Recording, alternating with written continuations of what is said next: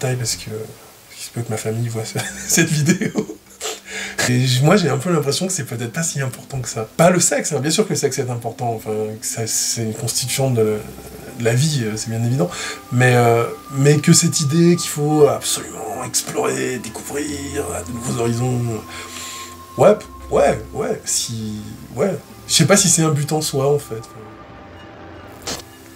C'est des jolis souvenirs, hein. Enfin, les premières manifestations de ma sexualité, je pense que c'était vraiment, doit être vraiment à la préadolescence, et c'est des trucs pas du tout verbalisés, des trucs sur lesquels j'ai pas du tout mis de mots ou de noms. En y réfléchissant après, je me suis rendu compte que j'avais très probablement une attirance pour les garçons, pour les petits camarades. Je sais pas, une manière d'avoir envie d'être proche d'eux. Commence à y avoir quelque chose qui ressemble à du désir, mais tu mets pas de nom dessus non plus. Les vestiaires, ça, les jeux de garçons. J'étais interne quand j'avais 11, 12, 13 ans.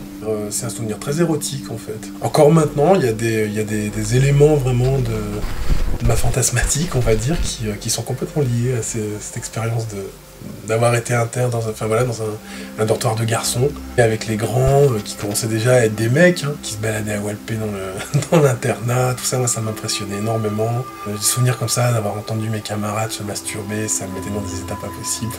Et en même temps, il y avait ça, et en même temps, je m'étais pas du tout la question ni l'idée d'être gay, enfin à l'époque j'aurais pas dit gay, mais tu vois, d'être homosexuel.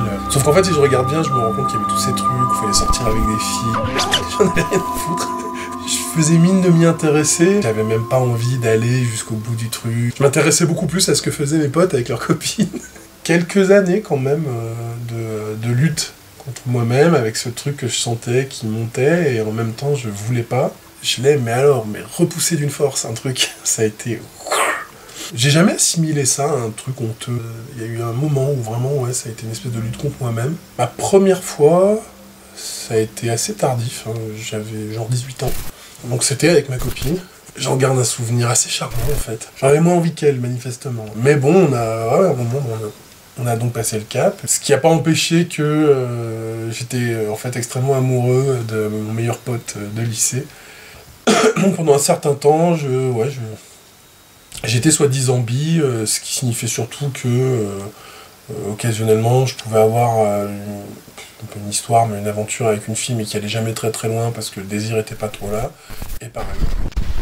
Un ami qui restait un ami proche d'ailleurs, dont je suis tombé follement amoureux quand j'avais une vingtaine d'années. Je peux même pas dire qu'on ait vraiment eu des rapports sexuels, mais c'était une relation qui était quand même vachement charnelle, sur un mode un peu... On était très punk à l'époque, crête sur la tête, et on était de toute façon dans une bande, on était dans un truc très no future, très expérience un peu limite. J'ai vraiment été amoureux en crevé, hein, parce qu'au bout d'un moment, pour lui, ça a été, non, en fait, clairement, il était hétéro. J'ai rencontré celui qui a été mon premier copain, vraiment, et celui qui a été aussi le premier mec avec qui j'ai vraiment eu un rapport sexuel complet. Je sais pas si ça veut dire grand-chose, quoi, mais dans la manière dont on peut se représenter un rapport sexuel avec pénétration et orgasme. Un rapport sexuel complet. Et on est tombés très amoureux, on est restés ensemble 10 ans. 10 années vachement fortes quand même, enfin, union d'esprit. C'est marrant de parler de ça en fait. C'est quelqu'un dont je suis resté très proche. La période là, c'est milieu des années 90. Hein. J'étais un petit peu impliqué auprès de l'association AIDE. Donc le sida n'était pas une question qui était en dehors de ma vie. Mais je crois que je m'identifiais pas du tout à la communauté gay à l'époque. J'en avais certainement une vision très tronquée aussi. Par rapport aux gars que j'étais au milieu des années 90, la communauté gay à Saint-Étienne, je voyais vraiment pas ce que j'aurais eu à faire là-dedans en fait. Moi je suis un peu passé à côté de ça, j'avais une amie qui était séropo.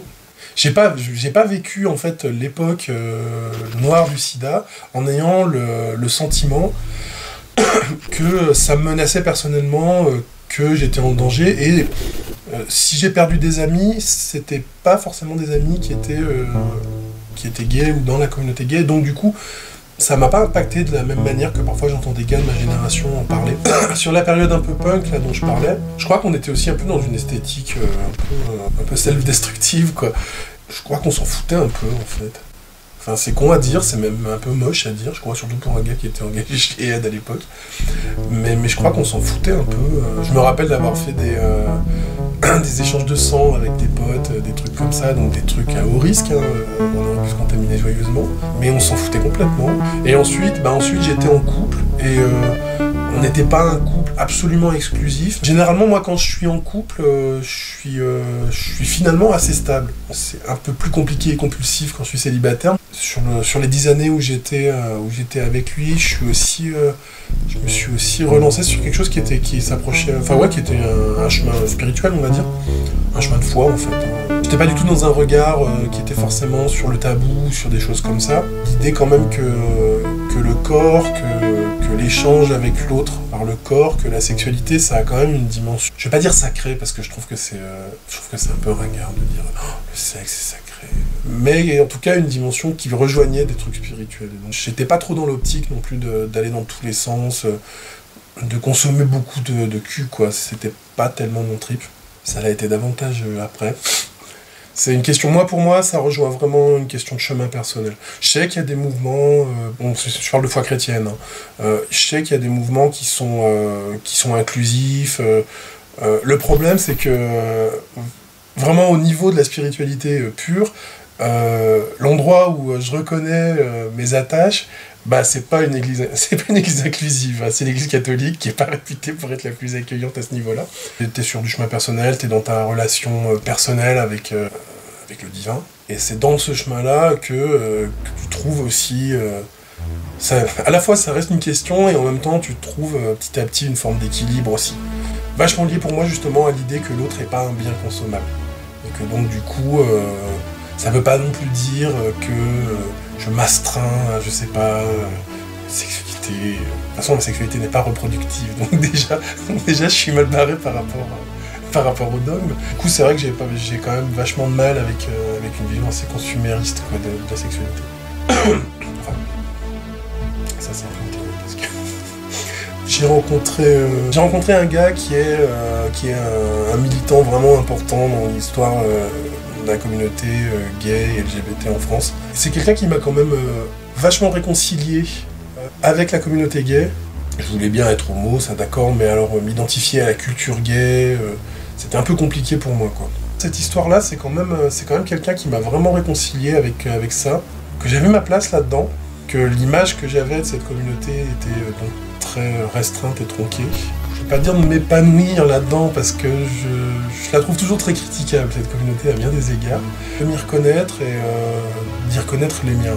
Sur les pratiques SM, tout ça, c'est des trucs que j'ai essayé, et un peu plus, sans être non plus franchement là-dedans. Je crois que je suis assez basique en fait dans ma manière de la considérer.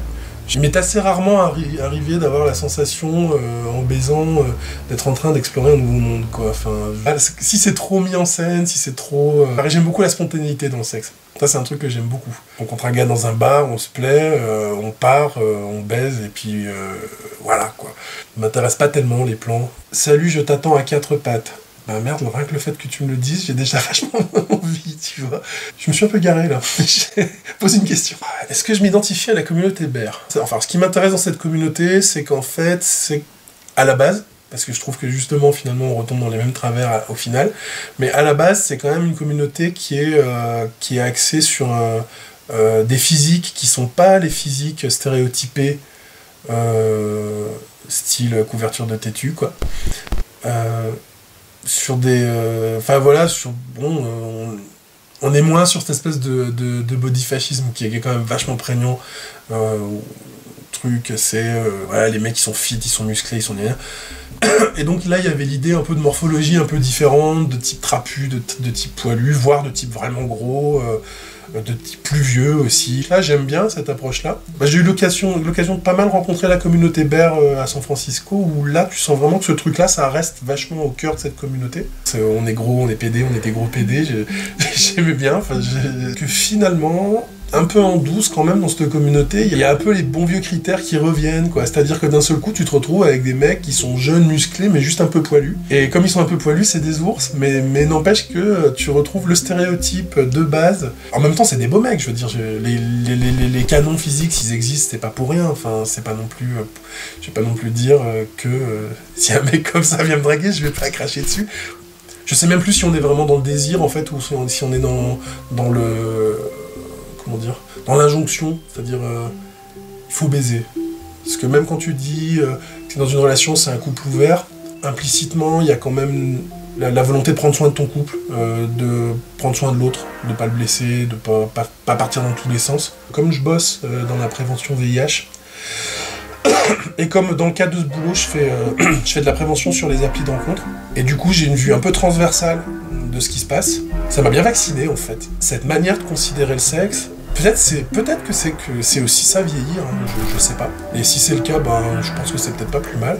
Mais j'ai plus envie d'aller dans cette direction-là, quoi.